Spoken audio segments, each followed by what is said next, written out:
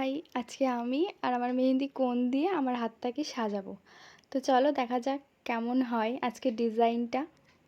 সবাই কমেন্ট করে জানিও কেমন হয়েছে ডিজাইনটা।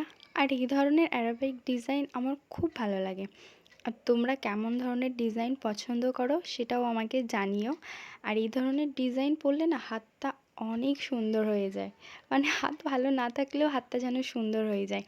তোমরা অবশ্যই আমাকে জানিও কেমন হয়েছে ডিজাইনটা। আর আকাশের ভিউটা দেখো কত সুন্দর লাগছে।